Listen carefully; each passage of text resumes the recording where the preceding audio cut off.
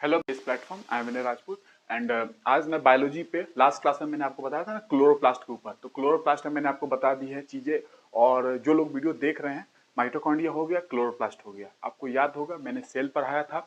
Cell के अंदर मैंने जिक्र किया था कि हमारी जो सेल होती है, सेल, ये सेल अगर मैंने ड्रॉ किया, एक जस्ट एक व्यू ड्रॉ किया मैंने, तो सेल का एक मेम्ब्रेन होती है नॉर्मली, और अगर वो प्लांट है तो उसके बाहर एक सेल वॉल भी होगी। ठीक है, सेल वॉल भी होगी।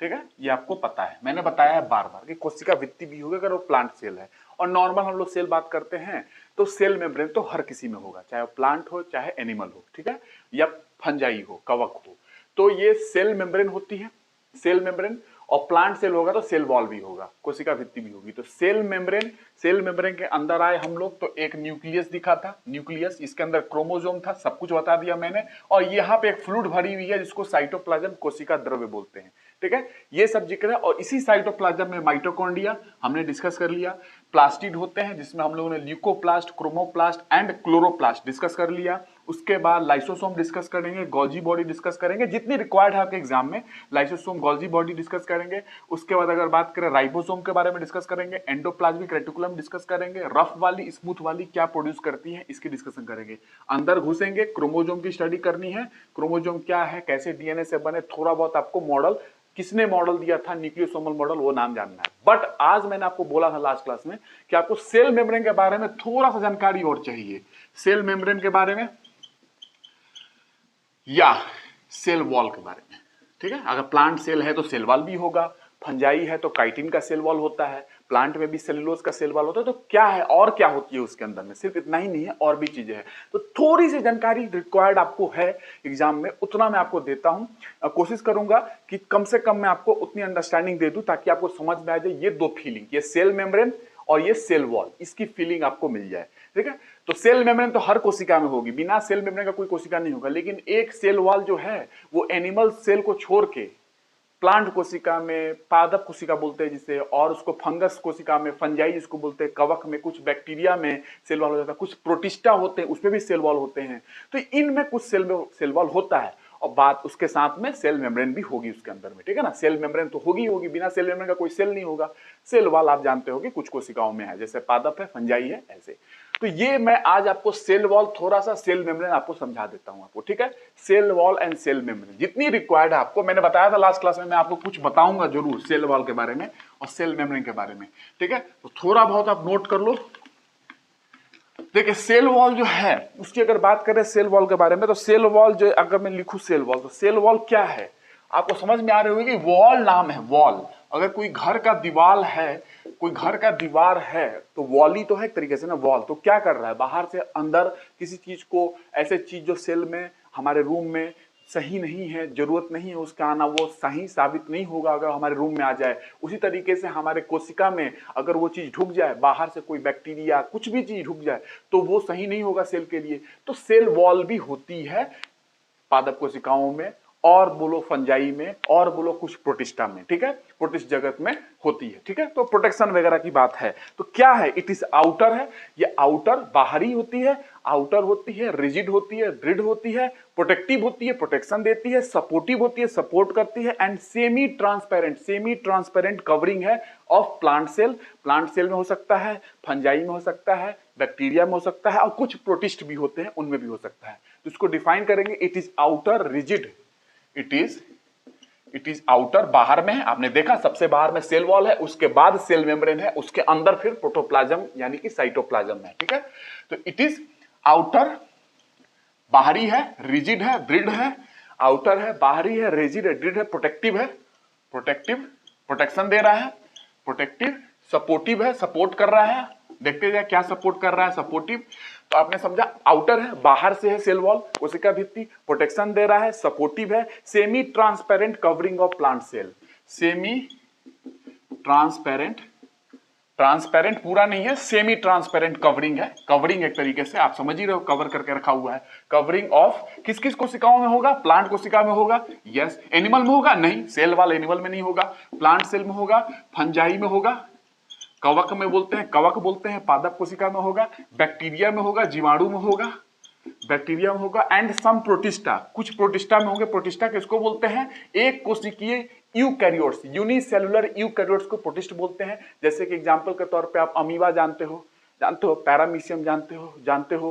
उसके साथ में अगर बात करूं तो प्रोटिस्टा में आप जानते हो कि डाइनोफ्लैजिलेट्स होते हैं, डाई एटम्स होते हैं, तो ये प्रोटिस्टा में ही रखे जाते हैं। मतलब कि एक कोशिका वाला यूकैरियोट होगा तो प्रोटिस्टा में आएगा, सीधी सी बात है। सम प्रोटिस्ट, इसको मैं पढ़ाऊंगा किंगडम में, सम प्रोटिस्ट, ठीक है। तो प्रोटिस्ट भी इसके अंदर में आते हैं। ये है सेल वॉल की डेफिनेशन आपको, ठीक है। और ये नॉन लिविंग रिजिड स्ट्रक्चर है, नॉन लिविंग है, निर्जीव है, नॉन लिविंग रिजिड स्ट्रक्चर, दृढ़ है, दृढ़ संरचना है एक तरीके से, क्योंकि प्रोडक्शन दे रहा है, देख ही रहो। तो नॉन लिविंग रिजिड स्ट्रक्चर है, कॉल्ड द सेल वॉल, इनको ही सेल वॉल बोलते हैं, कॉल्ड द, चलो पूरा लिख सकते हो, कॉल्ड द सेल वॉल। ये है डेफिनेशन। अगर आपको कहीं मेंस में कुछ पॉइंट में लिखने को आ जाए कुछ शब्दों में तो आप लिख सकते हो, इसलिए मैंने पढ़ा दिया, बाकी अंडरस्टैंडिंग के लिए भी पढ़ा दिया मैंने, ठीक है। Cell wall forms an outer covering, outer covering form करेगा, आपको पता है आउटर कवरिंग, मैंने लिखा भी है आउटर कवरिंग। तो आउटर कवरिंग को फॉर्म करता है, forms an outer covering for the plasma membrane, plasma membrane के बाहरी तो है ना, ये एक तरीके से सेल मेम्ब्रेन के बाहरी तो है, तो forms the outer covering, forms the outer बाहरी कवरिंग बना रहा है, forms the outer covering, forms the outer covering, covering किसके लिए आउटर कवरिंग है भाई? उसके अंदर, सेल वॉल के अंदर भी तो प्लाज्मा मेम्ब्रेन होती है ना, तो प्लाज्मा मेम्ब्रेन या सेल मेम्ब्रेन का आउटर कवरिंग है, तो forms the outer covering for the plasma membrane, for the plasma membrane. अभी हिंदी में बता दूंगा मैं, ठीक है ना, वैसे मैंने बोल तो दिया हिंदी में, बट हिंदी में कोई डिफाइन कर दूंगा। प्लाज्मा मेम्ब्रेन किसका प्लाज्मा मेम्ब्रेन? ये प्लाज्मा मेम्ब्रेन के बाहर है, आउटर कवरिंग है ये cell wall. Plasma membrane of plant बोल दो, वही मैंने लिखा जो है, प्लांट, फंजाई बोल दो, कवक बोल दो, सब में सेल वॉल है। मैंने बताया था फंजाई में काइटिन होता है, प्लांट में क्या होता है, सेलुलोज होता है, हेमी सेलुलोज होता है, तो अभी मैं बता भी दूंगा पूरा, ठीक है। तो ये है डेफिनेशन, आपको ध्यान रखना है। और ये पहली बार सीन कही गई थी कॉर्क सेल, कॉर्क सेल में पहली बार सेल वॉल देखी गई थी। मैंने बताया बार बार, कॉर्क कोशिका में, कॉर्क सेल में सेल वॉल पहली बार देखी गई थी रॉबर्ट हुक के द्वारा। आपको मैंने बार बार बताया है कि रॉबर्ट हुक ने सेल नहीं ढूंढा था, सेल वॉल को ढूंढा था, ठीक है। सेल एक्चुअली एंटोनी वॉन लीवनहुक ने ढूंढा था, मैंने बार बार बताया आपको, ठीक है। तो it was first seen in cork cell, cork cell किसके द्वारा? रॉबर्ट हुक के द्वारा, ठीक है। और इसके बाद आपको इसमें नहीं जानना है, ठीक है। अब इसको सुन लो हिंदी में, वैसे आप समझ गए होंगे कि इसमें क्या है। देखिए, एक जीवित कोशिका की बात करो, एक जीवित कोशिका की कोशिका झिल्ली जो प्लाज्मा मेम्ब्रेन होती है, एक जीवित कोशिका की कोशिका झिल्ली पादप कोशिका हो, जीवाणु कोशिका हो तथा साइनोबैक्टीरिया हो के बाहर, कोशिका झिल्ली के बाहर की ओर एक अन्य सीमा होती है। सीमा समझ रहे हो ना, प्रोटेक्शन दे रहा है, सीमा रेखा के रूप में भित्ति से घिरी होती है, ठीक है। तो ये कोशिका भित्ति एक सीमा रेखा के रूप में होती है, और जो कि दृढ़ होती है, हार्ड होता है, मैंने लिखा है दृढ़ है, हार्ड है, बाहरी है, ठीक है, निर्जीव है, मैंने लिखा है नॉन लिविंग, मजबूत है, स्ट्रांग है, नॉन इलास्टिक है, इलास्टिक नहीं होती है, अप्रत्यास्थ, अप्रत्यास्थ लिख सकते हो, नॉन इलास्टिक, ठीक है, नॉन इलास्टिक बोलते हैं, इलास्टिसिटी समझते हो ना, तो ये नॉन इलास्टिक है, ठीक है, नॉन इलास्टिक है, ये इलास्टिसिटी नहीं है इसके अंदर में। और उसके बाद ये परमिएबल होती है, एक तरीके से परमिएबिलिटी भी शो करती है, ठीक है। परमिएबल मतलब कि चीजों का आना जाना भी इसके अंदर में होता है, परमिएबल भी है ये, ठीक है। तो परागम्य बोलते हैं, परागम्य, ठीक है। तो वो चीज आपको इतना हिंदी में जानना है, इसे कोशिका भित्ति के नाम से जानते हैं। तो कोशिका भित्ति का होना, कोशिका भित्ति का होना क्या है? कोशिका भित्ति का होना पादप कोशिका की लक्षणिक विशेषता मानी जाती है। पादप कोशिका की, बैक्टीरिया की, फंजाई की, प्रोटिस्ट की, ये लक्षण के रूप में है, यानी कि लाक्षणिक विशेषता मानी जाती है, ठीक है। तो पौधों में या सेलुलोज के रूप में होती है, पौधों में अगर सेल वॉल बात करोगे तो सेलुलोज के रूप में होगा, हेमी सेलुलोज के रूप में होगा, पैक्टिन के रूप में होगा, PECTIN इसके रूप में होगा पौधों में। और जीवाणु में बात करोगे तो मैंने बताया है बार बार, साइनोबैक्टीरिया की बात कर लो तो प्रोटीन होगी, लिपिड होगी, पॉलीसेक्राइड होगी, ये सारी चीजें, म्यूकोपॉलीसेक्राइड याद है, म्यूकोपेप्टाइड बताया था मैंने साइनोबैक्टीरिया या प्रोकैरियोट्स के अंदर जो सेल वॉल होती हैं, तो ये चीजें मैंने आपको बता दिया, ठीक है। और उसके बाद अगर बात करूं तो ये सेल वॉल के बारे में आपको इतना ध्यान रखना है, बस इतना, ठीक है। इतना ध्यान रखना है। सेल वॉल में भी टाइप्स होते हैं, primary cell wall, secondary cell wall, tertiary cell wall, शायद वो आपको नहीं पढ़ना है, इतना नहीं, लेकिन इतना तो जानना बढ़ता है। आपको भी लग रहा होगा कि इतना तो फर्ज बनता है कि सेल वॉल के बारे में आप समझे, ठीक है। तो आप समझ चुके हो कि आउटर है, बाहरी है, रिजिड है, प्रोटेक्शन दे रहा है, सेमी ट्रांसपेरेंट है, परमिएबल है, मतलब कि परमिट कर रहा है कुछ चीजों को आदान प्रदान बाहर से अंदर के और अंदर से बाहर की हो, ठीक है। तो ये सेमी परमिएबल भी है, ठीक है। अब फंक्शन के रूप में मैं आपको कुछ बता देता हूं, ठीक है। फंक्शन के रूप में कि आप कार्य क्या, जैसे मैंने बार बार क्लोरोप्लास्ट की फंक्शन बताई, माइटोकॉन्ड्रिया की फंक्शन बताई, तो इसका भी बता देता हूं। लिख लो फंक्शन ऑफ सेल वॉल, ठीक है। फंक्शन ऑफ सेल वॉल आप बताओ, वही चीज जो मैंने डेफिनेशन में लिखी उसी में से निकालना। It gives shape to the cell, shape देता है, इट गिव्स शेप, आकार देता है, शेप टू द सेल, कोशिका को, ठीक है। बाहर से देख रहा हो ना, प्रोटेक्शन देकर रखा हुआ है, शेप दे रहा है एक तरीके से। It protects the cell from the mechanical damage, mechanically कुछ डैमेज हो रहा है, कुछ इन्फेक्शन हो जाए बाहर से, कुछ बैक्टीरिया आ जाए तो उसको रोक रहा है, बाहर से नहीं आने देगा सेल के अंदर, ठीक है। तो क्या कर रहा है ये क्या कर रहा है, ये प्रोटेक्ट कर रहा है। प्रोटेक्ट कर रहा है कैसे, द सेल को from the mechanical damage, it protect the cell from mechanical damage,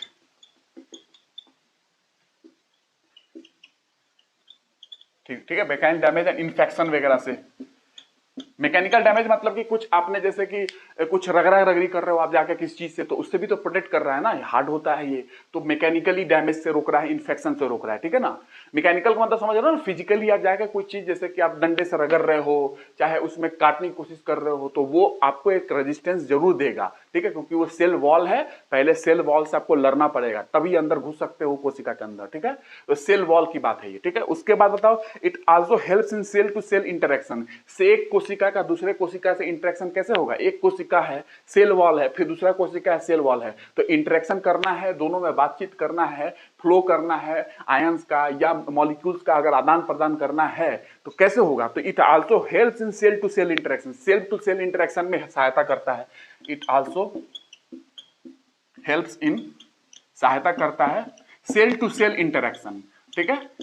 cell to cell interaction, interaction करना है एक कोशिका से दूसरे कोशिका में, इंफॉर्मेशन अगर ट्रांसफर करनी है तो उसके लिए भी सहायता, इंटरेक्शन, ठीक है। तो ये तीन मैंने बता दिया। चौथा भी लिखना है, बैरियर टू अनडिजायरेबल मॉलिक्यूल, जैसे कुछ ऐसे मैक्रो मॉलिक्यूल्स है, मैक्रो मॉलिक्यूल्स मतलब कि प्रोटीन होते हैं, कार्बोहाइड्रेट होते हैं, फैट होते हैं, वैसे फैट की नाम मत लो, फैट वगैरह अलग श्रेणी में आते हैं। तो कुछ मैक्रो मॉलिक्यूल्स है, उसके लिए बैरियर भी है, बैरियर मतलब प्रतिरोध कर रहा है, रोक रहा है उनको कि नहीं तुम नहीं जा सकते हो। तो अनडिजायरेबल, जो डिजायर नहीं है सेल को, वो क्यों अंदर जाएगा, तो उसको रोकता है। तो लिख सकते हैं चौथे में क्या कि इट प्रोवाइड्स बैरियर, बैरियर दे रहा है to undesirable macro molecules, undesirable जो डिजायर नहीं है सेल के लिए उसको क्यों अंदर जाने देगा, तो ये बैरियर भी करता है उसके लिए कि नहीं तुम अंदर नहीं जाओगे सेल के अंदर, ठीक है ना। सेल वाल ये काम करता है, तो ये ध्यान रखना, ठीक है। और बाकी प्रोटोप्लाज्म को मैकेनिकल इंजरी से, जैसे कि कोशिका जीव द्रव्य है अंदर भरा हुआ है, तो उसकी मैकेनिकल इंजरी से इंजरी हो जाए, उसको कुछ चोट पहुंचे तो उससे भी प्रोटेक्ट कर रहा है। सेल वॉल बाहर होगा तो वो रक्षा करेगा प्रोटोप्लाज्म की, ये भी लिख सकते हो क्या कि it protects the protoplasm from mechanical injury, ठीक है, अगेंस्ट मैकेनिकल इंजरी, जो मैंने बार बार बताया भी है, मैकेनिकल डैमेज से प्रोटेक्ट करता है, ठीक है। और protect cell from attacks of pathogen, pathogen के अटैक से भी, सेल वॉल है, पहले सेल वॉल से लड़ो तब अंदर जाना, तो सेल को अटैक्स ऑफ पैथोजन से बचाता है। अटैक ऑफ पैथोजन, पैथोजन मतलब डिजीज करने वाले और जीव, डिजीज करने वाले बैक्टीरिया वायरस वगैरह, तो अटैक्स से बचाता है, प्रोटेक्ट करता है कोशिका को, प्रोटेक्ट करता है, ऐसे लिख सकते हो, प्रोटेक्ट करता है, रक्षा करता है, protect cell from attack of pathogen, ठीक है। तो protect cell from attack of pathogen, from लिख लोगे, फ्रॉम अटैक ऑफ पैथोजन, ये आपको इतना ध्यान रखना है, ठीक है। और बाकी आप जानते हो gives strength to the plant, को स्ट्रेंथ भी दे रहा है एक तरीके से, बाहर से रिजिड है तो स्ट्रेंथ दे रहा है, उसको स्ट्रेंथ दे रहा है, ठीक है। क्यों, ग्रेविटेशनल फोर्स होती है, थोड़ा सा फिजिक्स में एंट्री करने दो मुझे। ग्रेविटेशनल फोर्स आप जानते हो नीचे की ओर लग रही है टुवर्ड्स द अर्थ, ठीक है, towards the centre of earth. Actually physics में बताऊंगा मैं आपको। तो ग्रेविटेशनल फोर्स को कौन कैसे बियर करे? पौधे, पौधे तो ऐसे खड़े हैं, अब ग्रेविटेशनल फोर्स नीचे की ओर लग रहा है, तो भैया उसके लिए स्ट्रेंथ चाहिए। स्ट्रेंथ, लैंड पे जो प्लांट्स है, धरती पे जो प्लांट्स है, उनको स्ट्रेंथ चाहिए। क्यों चाहिए? To withstand gravitational force. तो ग्रेविटेशनल फोर्स को विथ स्टैंड करने के लिए, सहने के लिए आपको स्ट्रेंथ चाहिए, वो सेल वॉल प्रदान करता है कोशिका भित्ति। तो ये भी ध्यान रखना है क्या कि it gives strength to the cell wall, it gives strength to the plant, cell wall नहीं, it gives strength to the plants to withstand gravitational force. तो कोशिका भित्ति हमारे प्लांट्स को भी हमें स्ट्रेंथ देता है कि ग्रेविटेशनल फोर्स जो नीचे की ओर लग रहा है, प्लांट सीधा ऐसे खड़े हैं तो उनको स्ट्रेंथ चाहिए ना, क्योंकि ग्रेविटी नीचे है, प्लांट ऊपर की ओर सीधे जा रहे हैं, ठीक है ना। लैंड प्लांट्स की बात कर लो जो धरती पे है, ठीक है। तो इसलिए भी आप ध्यान रख सकते हो, ठीक है। बस इतना आप ध्यान रखोगे काफी है। बाकी फंक्शन बहुत सारे आप नीट में मुझसे पढ़ोगे तो मैं वहां पे पूरा primary wall, secondary wall, tertiary wall, plasmodesmata, middle lamella, बहुत बात करना रहता है वहां पे। मिडिल लैमिला जो है आपको बता दूं सीमेंटिंग लेयर है, एक कोशिका को दूसरे कोशिका से जोड़ना है तो कौन जोड़ेगा? मिडिल लैमिला जोड़ता है, ठीक है। उसकी डिटेलिंग मैं नीट में करूंगा, नीट के एग्जाम में। फिर भी आप ध्यान रख सकते हो मिडिल लैमिला, जैसे एक कोशिका है, ये दूसरी कोशिका है, तो इनके बीच को सीमेंटिंग लेयर, इनको जोड़ने के लिए मिडिल लैमिला होता है। मिडिल लैमिला नाम ही है मिडिल लैमिला, तो मिडिल लैमिला होती है इनको जोड़ने के लिए। आप इसको इस तरीके से ध्यान रख सकते हो, ठीक है। तो cementing layer between two adjacent cell, इसको बोल सकते हो सीमेंटिंग लेयर, मिडिल लैमिला। बस इतना ध्यान रखना, सीमेंटिंग लेयर, लैमिला मतलब लेयर ही होता है। Cementing layer between two adjacent cell, two आसपास के सेल में, two adjacent cell, cementing layer है, ठीक है। सीमेंट समझो, सीमेंट क्या करता है? जोड़ता है, ठीक है। तो ये आपको इतना ध्यान रखना है। कैल्शियम और मैग्नीशियम पैक्टेट का बना होता है। मिडिल लैमिला जो है ना, जैसे मिडिल लैमिला के बारे में थोड़ा सा समझ लो, कभी आ गया तो मिडिल लैमिला, ठीक है। एक लाइन समझा दे रहा हूं, मिडिल लैमिले, ठीक है। मिडिल लैमिला क्या है? दो सेल को बीच में सीमेंटिंग लेयर है, जोड़ती है दो कोशिका को, ठीक है। इतना ध्यान रखना है। दूसरा क्या ध्यान रखना है? दूसरा पॉइंट है, ये बनती है calcium and magnesium pectate. It is made up of calcium and magnesium. बस इतना ध्यान रखना, आपका काम हो जाएगा। मैग्नीशियम पैक्टेट, इस चीज से मिडिल लैमिला बनी होती है, ठीक है। इतना आपको ध्यान रखना है, बाकी आपको कोई दिक्कत नहीं होगी, ठीक है। तो कैल्शियम और मैग्नीशियम पैक्टेट से बनी होती है। यही क्या करता है? होल्ड करता है, ग्लू, ग्लू समझते हो, गोंद की तरह, डिफरेंट नाइबरिंग सेल टुगेदर, अलग जो पड़ोसी कोशिकाएं हैं उनको एक साथ जोड़ कर रखता है, ग्लू की तरह काम करता है, एक तरीके से गोंद की तरह काम करता है, होल्ड करके रखता है। यही कैल्शियम और मैग्नीशियम पैक्टेट, ठीक है, क्योंकि इसी का बना हुआ है मिडिल लैमिला। तो ये आपको ध्यान रखना है बस। मिडिल लैमिला प्राइमरी सेल भी होता है, प्राइमरी सेकेंडरी से, सेकेंडरी वॉल होता है, प्राइमरी वॉल होता है, टर्शियरी वॉल होता है, वो रहने देते हैं। लेकिन मिडिल लैमिला आपको ध्यान में रखना है, दो कोशिका को जोड़ता है, सीमेंटिंग लेयर है, ठीक है। ये एक चीज हो गया। अब उसके बाद देखिए, उसके बाद आपको समझना है क्या? उसके बाद आपको सेल मेम्ब्रेन समझना है, ठीक है। इतना आप ध्यान रखें। लेकिन आपको कुछ एक फैक्ट, कुछ मैं ऐसे बता देता हूं, कुछ फैक्टर बता देता हूं, घटक बता देता हूं कोशिका भित्ति के इस फॉर्म में, ठीक है। तो कोशिका भित्ति के कंपोनेंट्स बता देता हूं, बाकी आप समझ चुके हो कोशिका भित्ति। कंपोनेंट क्या क्या है कोशिका भित्ति में, ओवरऑल मैं बता दे रहा हूं पूरा। कंपोनेंट ऑफ सेल वॉल, ठीक है। कोशिका भित्ति के घटक, कोशिका भित्ति के घटक लिख लोगे। पहला कंपोनेंट है सेल्यूलोज। सब्सटेंस लिख लो यहां पे, सब्सटेंस पदार्थ कौन है, कौन कौन से पदार्थ है? सब्सटेंस। और सब्सटेंस कौन कौन से सेल वॉल के अंदर है? और रासायनिक एकक कौन है? केमिकल यूनिट क्या है?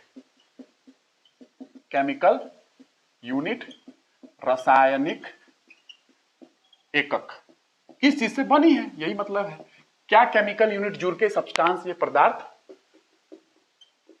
बना है, ठीक है। तो ये आपको ध्यान रखना है कि क्या मैं आपको बता रहा हूं पदार्थ, प्रॉम ये देखो ये, ठीक है, पदार्थ, ठीक है। तो ये सब्सटेंस क्या होता है केमिस्ट्री में बताऊंगा आपको। मटेरियल क्या होती है, सब्सटेंस क्या होता है, कंपाउंड क्या होता है, एटम्स क्या है, मॉलिक्यूल्स क्या है, रेडिकल क्या है, फ्री रेडिकल क्या है, इन चीजों की डिस्कशन हम केमिस्ट्री में करेंगे, ठीक है। तो इतना भी ध्यान रखना है। कंपाउंड वगैरह आपको जानना है, ये बहुत जरूरी। यौगिक क्या होते हैं, क्रिस्टल क्या है, ठीक है, क्रिस्टलाइन मटेरियल क्या है, नॉन क्रिस्टलाइन मटेरियल क्या है, इतना थोड़ा बहुत केमिस्ट्री आपको आनी चाहिए, ठीक है।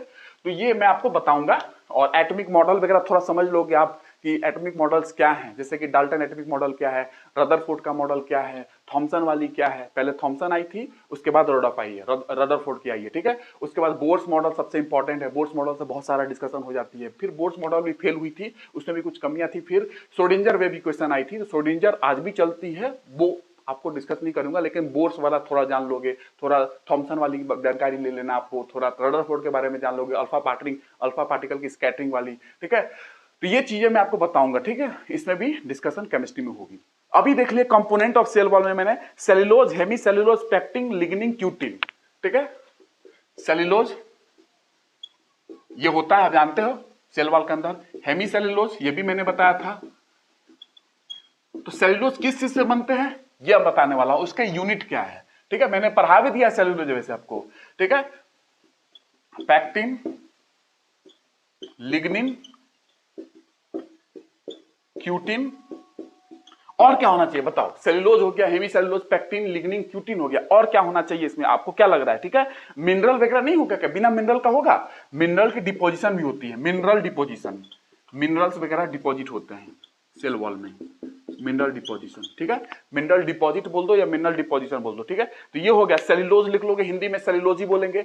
सेल्यूलोज हिंदी में हेमी सेल्यूलोज को हेमी सेल्यूलोज ही बोलेंगे, पेक्टिन को पेक्टिन बोलते हैं, लिग्निन को लिग्निन ही बोलते हैं, क्यूटिन को क्यूटिन ही बोलते हैं, और मिनरल डिपोजिशन को खनिज बोल सकते हो, खनिज जमाव, ठीक है। मिनरल खनिज डिपोजिशन जमाव। तो ये सेल वॉल का अंदर है। केमिकल यूनिट क्या है, सेल्यूलोज किस चीज से बना हुआ है, मैंने पॉलीसेकेराइड पढ़ा दिया। पॉलीसेकेराइड में सेल्यूलोज आपको पढ़ाया मैंने, ग्लूकोज के यूनिट होते हैं, याद है। तो बस इतना लिख देना है, यहां लिख दो ग्लूकोज, बस ग्लूकोज से बना है, यही मैं बता रहा हूं आपको, क्वेश्चन आ सकता है। तो ग्लूकोज आपको बता देना है। उसके बाद अगर बताऊं तो मैंने हेमी सेल्यूलोज के बारे में आपको बता दे रहा हूं कि एरेबिनोज, नाम मैंने सब बता के रखा है एरेबिनोज के बारे में। उसके बाद अगर एरेबिनोज के बारे में, जाइलोज हो गया, मैनोज हो गया, इन चीजों से बना हुआ है। जाइलोज, मैनोज ऐसे आ सकता है हेमी सेल्यूलोज के बारे में, किस चीज से बना हुआ है, तो वो यूनिट बता रहा हूं कि किस चीज से बना हुआ है सेल्यूलोज, किस चीज से बना हुआ है हेमी सेल्यूलोज, ठीक है। और गैलेक्टोज, गैलेक्टोज मैंने पढ़ाया, ब्रेन शुगर, नर्व शुगर, याद है। सेरेब्रोज ये मैंने पढ़ा दिया सब कुछ, गैलेक्टोज, ठीक है। तो इतना ध्यान रखो कि इन चीजों से मिलकर हेमी सेल्यूलोज बना है, ठीक है। पेक्टिन किससे बना है, पेक्टिन के बारे में अगर बात करें तो पेक्टिन अगर बात करें तो ग्लूकोरोनिक एसिड और गैलेक्टोरोनिक एसिड मैंने पढ़ाया था, याद है। ग्लूकोरोनिक एसिड, गैलेक्टोरोनिक एसिड कहां पर आया, ध्यान रखना कहां पर आया, जाकर देख सकते हो कि मैंने कहां पर आया है, ठीक है। तो ग्लूकोरोनिक एसिड एंड गैलेक्टो एसिड, ठीक है। गैलेक्टोरोनिक एसिड, इन चीजों से मिलकर पेक्टिन बना हुआ है। ग्लूकोरोनिक एसिड, गैलेक्टोयूरोनिक एसिड,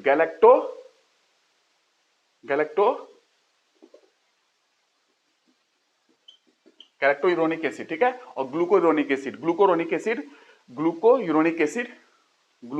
एसिड, ठीक है, ये सही है। तो ये इन चीजों से मिलकर पेक्टिन बना हुआ है। आपने नाम सुना होगा लिग्निन, लिग्निन बहुत इंपॉर्टेंट होता है, लिग्निन हार्ड होता है, इसको ही जो पेपर की जो क्वालिटी होती है ना, लिग्निन पे डिपेंडेंट होती है। जिसमें ज्यादा लिग्निन होगा पेपर की क्वालिटी हमारी खराब होगी। आप जानते हो पौधों से ही पेपर बनाया जाता है मैक्सिमम, ठीक है। तो ये आप जानते हो, लिग्निन अगर डिपोजिशन ज्यादा है तो ये बहुत कठोर होता है, रिजिड होता है एक तरीके से। तो इसको डिजोल्व करना, सराना पड़ता है ना, आप जानते हो कि सराना पड़ता है, लुगदी वगैरह आप जानते हो पेपर में, पेपर उद्योग में। तो उसमें ये अगर ज्यादा है तो पेपर की क्वालिटी खराब हो जाती है, ठीक है। तो लिग्निन की बात, लिग्निन किस चीज से बना हुआ है, लिग्निन बना हुआ है कोनिफेराइल अल्कोहल से बना हुआ है, कोनिफेराइल अल्कोहल।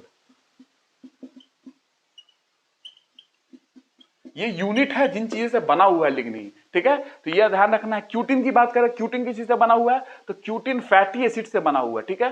क्यूटिन जो है एक तरीके से फैटी एसिड, मैंने बताया फैटी एसिड की बात मैं करूंगा, फैटी एसिड से बना हुआ है, ठीक है। क्यूटिन फैटी एसिड से बने हुए हैं, ये आपको ध्यान रखना है कि क्यूटिन फैटी एसिड। मिनरल वगैरह क्या है, कैल्शियम होगा, मैग्नीशियम के कार्बोनेट्स होंगे, सिलिकेट्स होंगे, ठीक है। तो कैल्शियम एंड मैग्नीशियम के कार्बोनेट्स होंगे, कैल्शियम कार्बोनेट, मैग्नीशियम कार्बोनेट, ठीक है।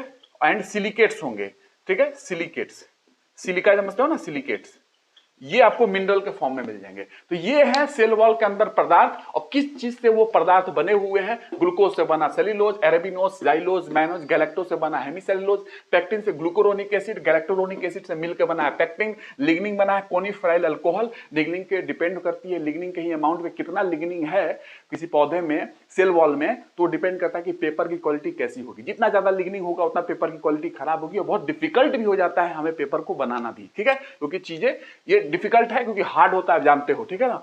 तो ये क्यूटाइन फैटी एसिड से बना है क्यूटिन, और मिनरल डिपोजिशन अगर देखोगे, खनिज जमाव देखोगे तो मैग्नीशियम, कैल्शियम मैग्नीशियम के carbonate, calcium carbonate, magnesium carbonate और सिलिकेट, सिलिका वगैरह आपको डिपोजिशन मिल जाएगी सेल वॉल के अंदर, ठीक है। तो ये आपको ध्यान रखना है, ठीक है। हो गया, इतना आपको पता है, आपके काम, आप एग्जाम जाकर दे लो कोई भी, बस मैंने कुछ ज्यादा नहीं बता दिया। ज्यादा कब बताऊंगा, जब primary cell wall, secondary cell wall की बात करूंगा, उसमें प्लाज्मोडेस्माटा की बात करूंगा, उसमें मिनरल डिपोजिशन की बात करूंगा, तब जाके ज्यादा होगी। वो मैं जानता हूं लिमिट कितनी रखनी है, समझ रहे हो ना, मैं जानता हूं, इसलिए आपको, और क्वेश्चन आपको जाकर देखना एग्जाम में, एक बार में टॉप करके आओगे, एक बार में, ठीक है ना। एक ही बार की काम है, एक ही बार में टॉप करके आओगे। और कभी मत सोचना कि मैं इतना दे रहा हूं, ये बहुत कम है। सेल वॉल की थोड़ी सी केमिकल बता दी आपको, कुछ नहीं मैंने किया है, और थोड़ा फंक्शन बता दिया। सेल मेम्ब्रेन देख लो, सेल मेम्ब्रेन, ठीक है। अब इसको हटाओ, सेल मेम्ब्रेन, बायो मेम्ब्रेन बोल सकते हो, प्लाज्मा मेम्ब्रेन बोल सकते हो। अरे मेम्ब्रेन जहां जहां है उनकी बात कर रहा हूं। मेम्ब्रेन तो कोशिका के बाहर भी है, लेकिन अंदर नहीं है क्या? माइटोकॉन्ड्रिया मेम्ब्रेन नहीं थी? माइटोकॉन्ड्रिया में भी है, क्लोरोप्लास्ट में नहीं है, उसमें भी है। तो सेल मेम्ब्रेन जहां जहां है उनकी बात कर रहा हूं, उनको बायो मेम्ब्रेन भी बोला जाता है। कोशिका झिल्ली, ठीक है, एक लाइन में याद रखोगे, कोशिका झिल्ली। अब इनके बाद क्या करना है, इनमें आपको ध्यान रखना है। तो सेल मेम्ब्रेन की मैं 2-3 लाइन आपको बताऊंगा कि प्लाज्मा मेम्ब्रेन जो है कंसिस्ट ऑफ प्रोटीन होते हैं, इनके बाई लेयर ऑफ फॉस्फोलिपिड होता है इसके अंदर में। सेल मेम्ब्रेन में बाई लेयर ऑफ, ये क्या है मैं दिखा रहा हूं, by layer of phospholipid, lipid है लेकिन कैसा, फॉस्फोलिपिड है, ठीक है। और भी लिपिड होता है, मैंने एक बार लिखा भी था, आपको ध्यान हो तो। बाई लेयर ऑफ फॉस्फोलिपिड, और प्रोटीन इंबेडेड होते हैं इन फॉस्फोलिपिड में, ठीक है। इन्हीं में, फॉस्फोलिपिड में प्रोटीन धसे होते हैं। तो प्रोटीन जो है, protein embedded in phospholipid, by layer of phospholipid में धसे, दिखा रहा हूं फॉस्फोलिपिड। बस इतना ध्यान रखो कि आपका काम हो जाएगा। बाइल तो ऐसा है कि देखिए, आपको मैं कुछ बना के दिखा रहा हूं, तब मैं आपको एक लाइन स्टेटमेंट बोलूंगा, आपको सब समझ में आ जाएगी। देखिए ये क्या है, लिपिड जो है आपको ऐसे अरेंज होते हैं। सेल मेम्ब्रेन जो लिपिड है ना, वो इसकी अरेंजमेंट दिखा रहा हूं सेल मेम्ब्रेन में कि कैसे अरेंज है। थोड़ा सा आपको केमिस्ट्री पढ़ना है तो ये मैं कुछ ज्यादा नहीं बता रहा हूं, ठीक है। ये लिपिड जो है, ये लिपिड ऐसे अरेंज है सेल मेम्ब्रेन में। सेल मेम्ब्रेन जो है ना, उसी में लिपिड ऐसे पूरा चारों तरफ से अरेंज है। लेकिन यही नहीं है, बीच बीच में ससुरे ये इधर घुसे हुए हैं प्रोटीन, तो प्रोटीन भी इनमें घुसे हुए हैं। कैसे प्रोटीन है, अगर प्रोटीन की बात करूं तो कुछ प्रोटीन जो होगा पेरीफेरी पे होगा, ऐसे ही कुछ होगा यहीं पे, और कुछ प्रोटीन अंदर तक घुसे होंगे, ऐसे भी प्रोटीन है। ये चैनल का काम करते हैं, प्रोटीन चैनल का, चैनल मतलब आने जाने का रास्ता देते हैं किसी चीज को। तो कुछ ऐसे प्रोटीन होते हैं, इसको पेरीफेरल प्रोटीन बोलते हैं। पेरीफेरल, पेरीफेरी पे है, पेरीफेरल प्रोटीन, ठीक है। इसी में धंसे हुए हैं सब, और कुछ ऐसे है कि अंदर तक है, पूरे की पूरी, ये बाहर बाहर है प्रोटीन ये वाला, और ये अंदर तक घुसा हुआ है, इसको इंटीग्रल, अंदर की ओर है, इंटीग्रल, इंटीग्रल प्रोटीन बोलते हैं, ठीक है।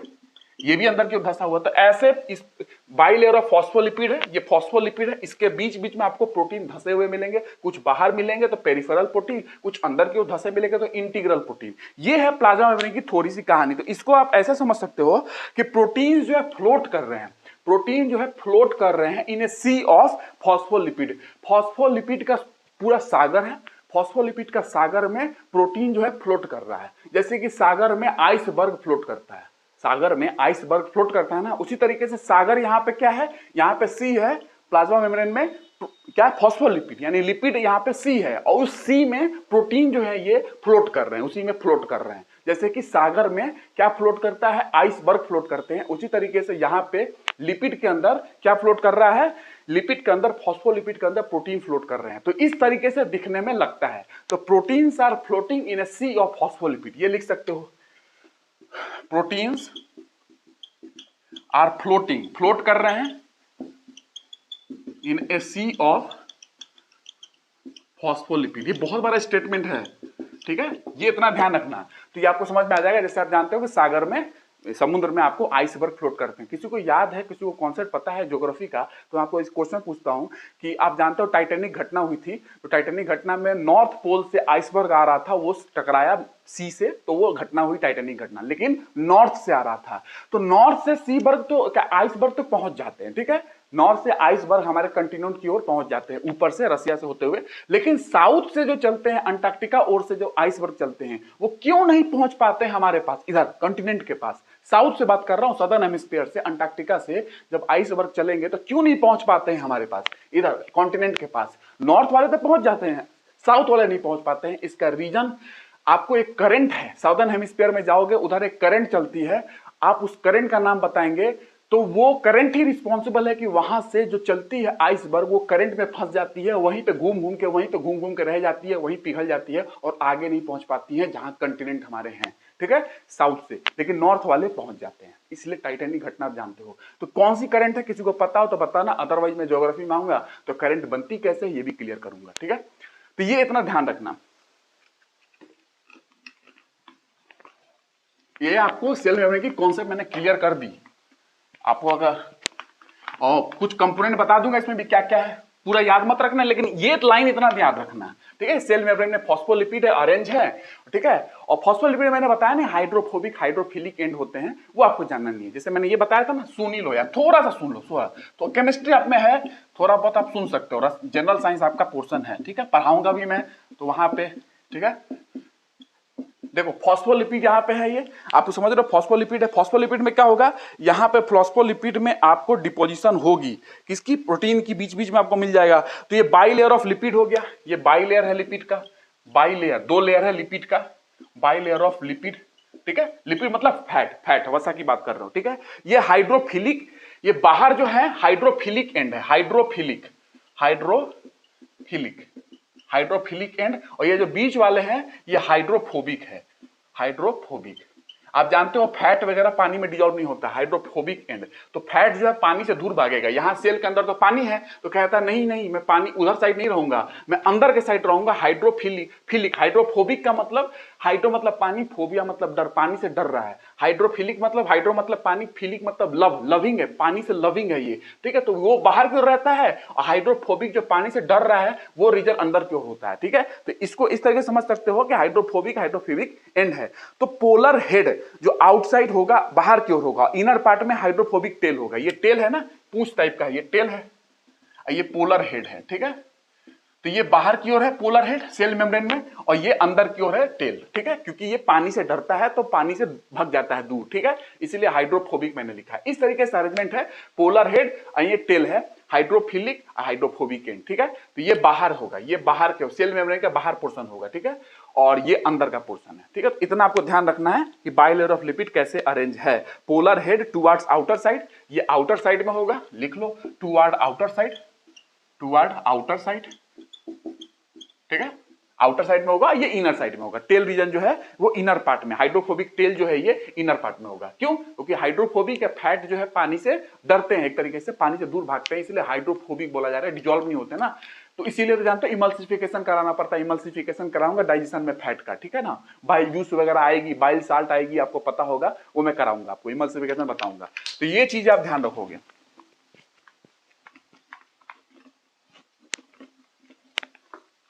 सरकम पैसिफिक करंट का नाम सुने हो तो जाकर देखना ज्योग्राफी में, सरकम पैसिफिक करंट, तो आपको पता चलेगा सदर्न हेमिस्फीयर की ओर कौन सी करंट चलती है। उसी करंट में जो आइसबर्ग वगैरह चलते हैं अंटार्कटिका से फंस जाते हैं और उसी में घूम घूम के वहीं रह जाएंगे, वहीं पिघल जाएंगे और कंटिनेंट की ओर नहीं आ पाएंगे, महाद्वीपों की ओर। नॉर्थ में ऐसा नहीं होता, वहां कोई करंट नहीं चलती है, तो वो सदर्न नॉर्थ जब चलते हैं, नॉर्थ पोल्स की ओर से जब आइसबर्ग चलेगा तो वो हमारे कॉन्टिनेंट की ओर पहुंच जाते हैं और बहुत बड़ी त्रासदी भी करा जाते हैं, ट्रेजेडी हो जाती है, दुर्घटना हो जाती है, एक्सीडेंट हो जाती है। टाइटैनिक की घटना जानते हो, ठीक है, टाइटैनिक।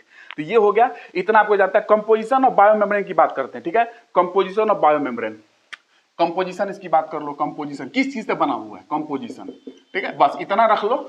प्लाज्मा मेम्ब्रेन की बात मैंने बाकी बहुत बार आपको बता दी है, ठीक है। कंपोजिशन की बात करोगे तो lipids, protein, water, oligosaccharide. Lipids होंगे, मैंने दिखाया लिपिड्स हैं, प्रोटीन है आपको दिखाया मैंने, प्रोटीन लिपिड ज्यादा है, कहीं प्रोटीन ज्यादा है कहीं लिपिड कम है, लेकिन नॉर्मली आप बोल सकते हो कि प्रोटीन ज्यादा है लिपिड कम है। लेकिन कहीं ऐसा भी होगा न्यूरॉन्स में लिपिड ज्यादा होते हैं, न्यूरॉन्स के प्लाज्मा मेम्ब्रेन में लिपिड ज्यादा है, ठीक है।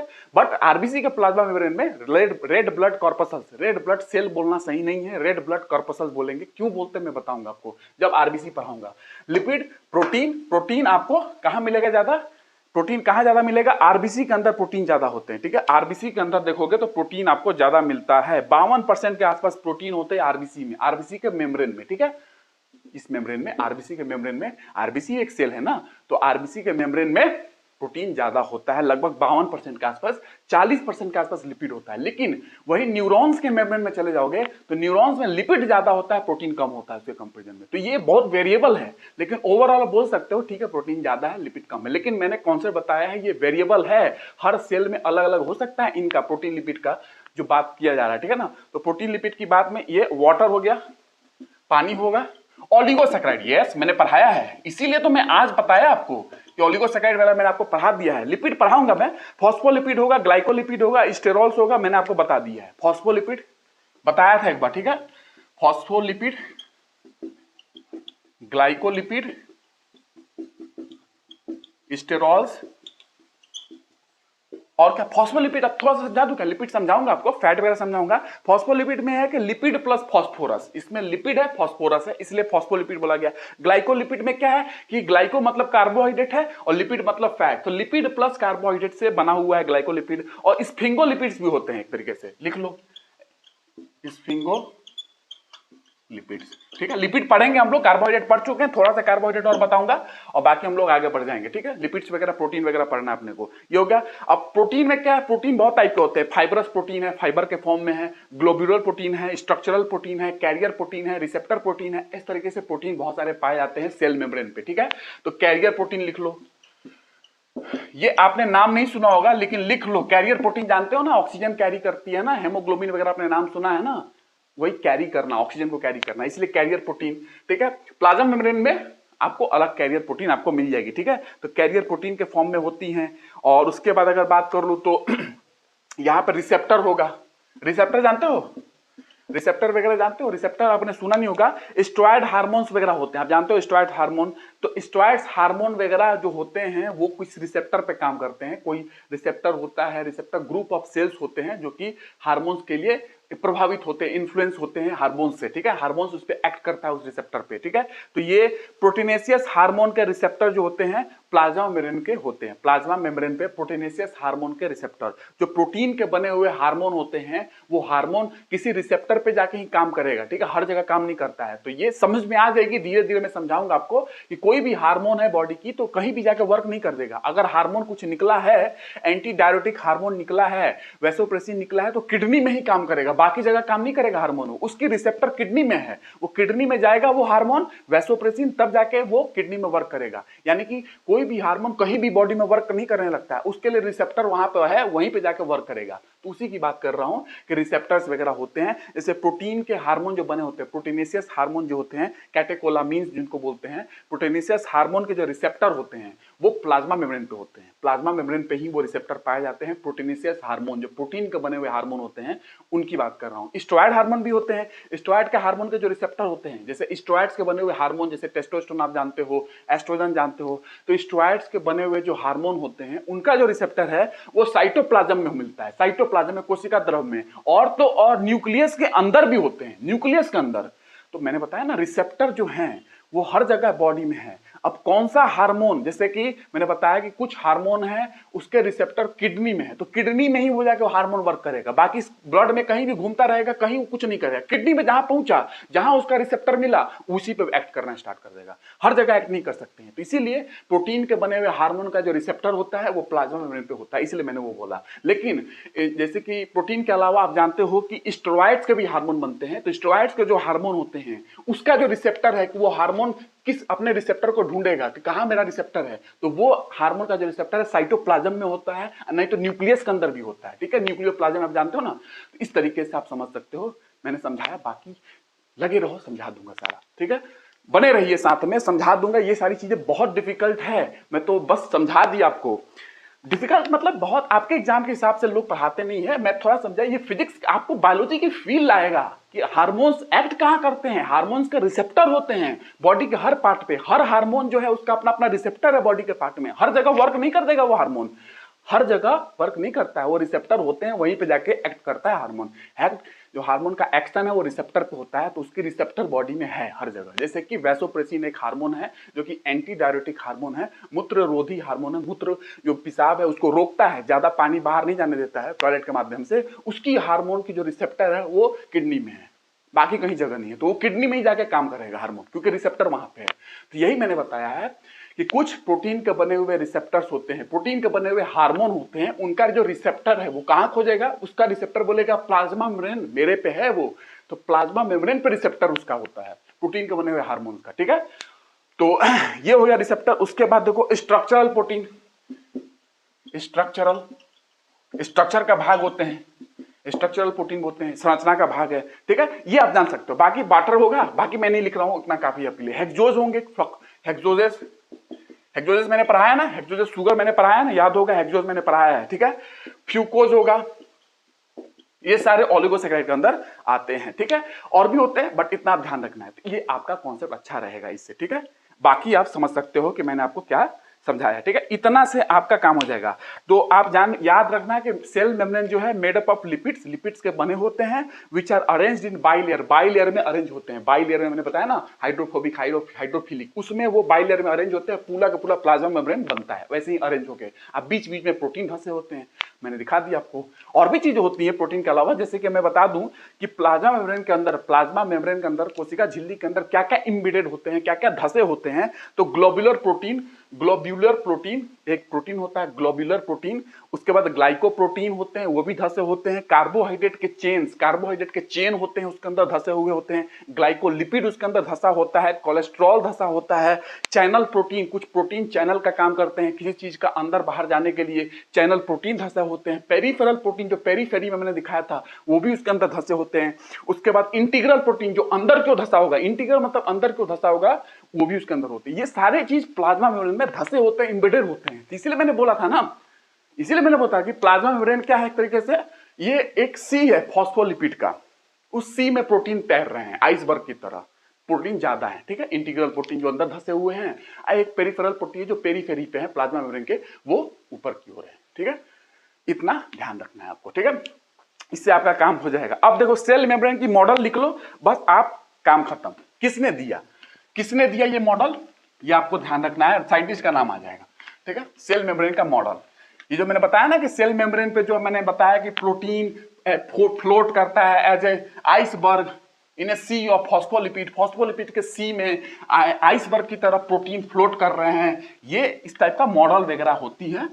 वो मॉडल समझ लो कि प्लाज्मा मेम्ब्रेन को समझाने के लिए कितनी मॉडल आई है, प्लाज्मा मेम्ब्रेन की थ्योरी देने के लिए क्या है उसके अंदर है, कैसी उसकी स्ट्रक्चर है प्लाज्मा मेम्ब्रेन की, उसके लिए मॉडल दिया गया अलग अलग साइंटिस्टों की। तो प्लाज्मा मेम्ब्रेन की मॉडल, ठीक है, बस मॉडल में कुछ नहीं, साइंटिस्ट का नाम याद रखोगे, साइंटिस्ट का नाम याद रखोगे। साइंटिस्ट का नाम में है कि लैमिलर मॉडल है, लैमिलर, ये किसने दिया था, लैमिलर मॉडल, ठीक है। इसको सैंडविच मॉडल भी बोलते हैं।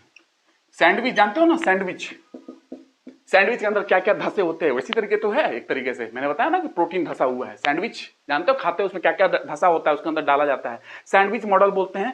लैमिलर का मतलब लेयर होता है, लेयर, ठीक है। तो ये एक मॉडल है प्लाज्मा मेम्ब्रेन के लिए, प्लाज्मा मेम्ब्रेन को समझाने के लिए, ठीक है। प्लाज्मा मेम्ब्रेन की स्ट्रक्चर क्या है, क्या क्या उसके अंदर होती है, ठीक है। लैमिलर मॉडल डैनियली एडेप्सन के द्वारा दिया गया है, डैनियली एडेप्सन के द्वारा, इनके द्वारा दिया गया, बस इतना ध्यान रखोगे। डैनियल एंड डेप्सन के द्वारा दिया गया है, बस इतना ध्यान रखोगे। दूसरा एक मॉडल है रॉबर्टसन मॉडल, ठीक है, ये बस ऐसा नाम आ जाएगा। रॉबर्टसन मॉडल किस चीज के लिए, सेल मेम्ब्रेन, बस इतना, रॉबर्टसन मॉडल, बस इतना ध्यान रखना। इस मॉडल को मैं समझा नहीं रहा हूं, ये सब मॉडल नीट के एग्जाम में समझाऊंगा मैं वहां पे, आपके लिए बस इतना ध्यान रख रहे हो कि बस ये मॉडल किससे रिलेटेड है, बस इससे आपका काम चल जाएगा। तो रॉबर्टसन मॉडल आपको ध्यान रखना है। उसके बाद अगर बताऊं तो एक मॉडल है फ्लूइड मोज़ेक मॉडल, सबसे ज्यादा अच्छा एडवांस यही मॉडल है, फ्लूइड मोज़ेक मॉडल, यही सबसे ज्यादा एडवांस है। मोज़ेक मतलब जानते हो ना, धब्बा धब्बा धब्बा धब्बा, मैंने वहां पर बताया आपको, मोज़ेक वगैरह, टोबैको मोज़ेक डिजीज मैंने बताया था। तो mosaic, fluid mosaic model, fluid mosaic model जो है ये आपको ध्यान रखना है कि फ्लूइड मोज़ेक मॉडल किसने दिया था, सिंगर एंड निकोलसन ने, सिंगर एंड निकोलसन ने इस मॉडल को दिया है, Singer and Nicolson, by Singer and Nicolson, ये मॉडल उन्होंने दिया है किसके लिए? प्लाज्मा मेम्ब्रेन को समझाने के लिए। इसकी स्ट्रक्चर क्या है, प्रोटीन है, फॉस्फोलेयर और बाइलिपिड क्या है इसके अंदर में, और क्या क्या है, ये सारी चीज समझाने के लिए ये मॉडल है। प्लाज्मा मेम्ब्रेन को समझाने के लिए, कोशिका झिल्ली को समझाने के लिए ये मॉडल दिया गया है। ठीक है, तो इतना आप ध्यान रखोगे कि सिंगर निकोलसन ने fluid mosaic model plasma membrane का दिया था, ये आपको ध्यान रखना है। लगभग 1972 के आसपास में ये मॉडल आई थी। ये सबसे ज्यादा एडवांस मॉडल है। ठीक है, तो ये एडवांस मॉडल आपको ध्यान रखना है। तो ये आपको बस इतना आपको पता है तो आपका काम हो जाएगा ये मॉडल के बारे में। बाकी वही जो मैंने बताया ना, ये प्लाज्मा मेम्ब्रेन में ये सारी चीजें होती है, वही जिक्र किया गया इन मॉडलों के बारे में। ठीक है, बट आपको उतना नहीं जानना है, इतना ही आप ध्यान रखोगे। सेल मेम्ब्रेन डिस्कवर्ड किसने किया था? सॉन ने डिस्कवर किया था। सेल मेम्ब्रेन डिस्कवर्ड किसने किया था? ये सेल मेम्ब्रेन की बात करो, डिस्कवर्ड बाय सॉन। बस ये कभी क्वेश्चन आ गया कि सेल मेम्ब्रेन किसने डिस्कवर किया? सॉन ने डिस्कवर किया। ठीक है, तो ये चीजें आपको बस इतना ध्यान रखना है। ठीक है, इतना, बस इतना से ज्यादा आपको काम नहीं है, मोर देन सफिशिएंट। मैंने बता दिया कि सेल मेम्ब्रेन में बहुत सारी चीजें धसी हुई है।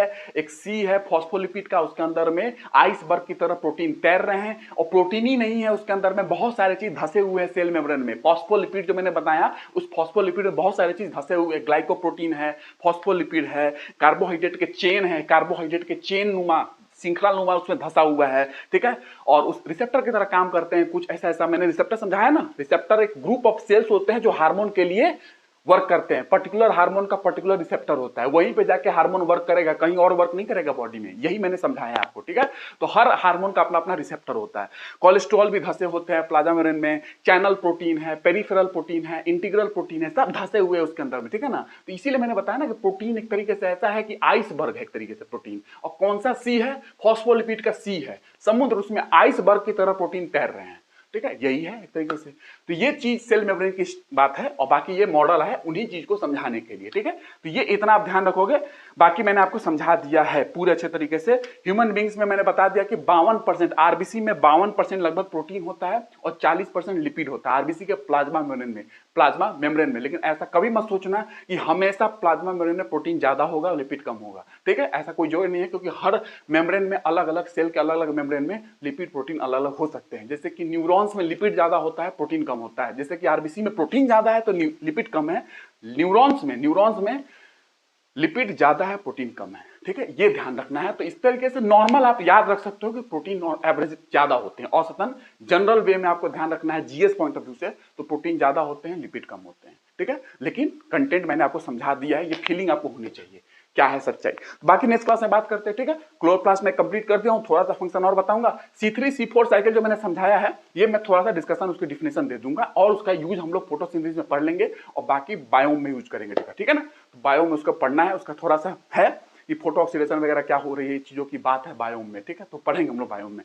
तो बाकी नेक्स्ट क्लास में बात करते हैं। ठीक है, थैंक यू। और बस इतना सफिशिएंट है, आप इतना रख सकते हो। बाकी मैं मॉडल का नाम इसलिए बता दिया कि कौन मॉडल से कौन साइंटिस्ट रिलेटेड है, इतना ध्यान रखना है। ठीक है, तो नेक्स्ट क्लास में मिलता हूं।